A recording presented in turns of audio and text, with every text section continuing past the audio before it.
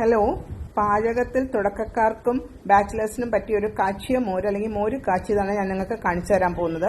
അപ്പോൾ ഒരു പാൻ അടുപ്പത്ത് വെച്ച് അതിനകത്തോട്ട് കടുകും ഉലുവയും ജീരകവും വെളിച്ചെണ്ണയിൽ നന്നായിട്ട് പൊട്ടിച്ചെടുക്കുക. അതിനകത്തോട്ട് ചെറിയ ഉള്ളി, വെളുത്തുള്ളി, ഇഞ്ചി, പച്ചമുളക് അല്ലെങ്കിൽ കാന്താരി മുളക് ആഡ് ചെയ്യുക. എന്നിട്ട് മഞ്ഞൾപ്പൊടിയും ചേർത്ത് നന്നായിട്ട് അതിനെ വറുത്തെടുക്കണം. നല്ലൊരു ബ്രൗൺ നിറമാകുമ്പോൾ നമ്മൾ ഉടച്ചു വെച്ചേക്കുന്ന തൈര്, കറിവേപ്പിലയും ഇട്ട് ഉടച്ചു വെച്ചേക്കുന്ന തൈര് അടുപ്പത്തോട്ട് വെക്കുക.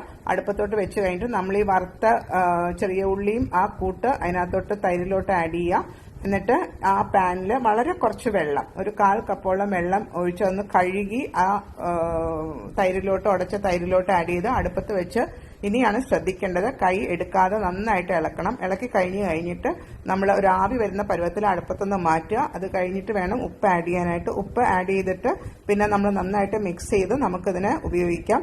എളുപ്പത്തിൽ ഇതുപോലെ ഒരു കാച്ചിയ മോര് നിങ്ങൾക്ക്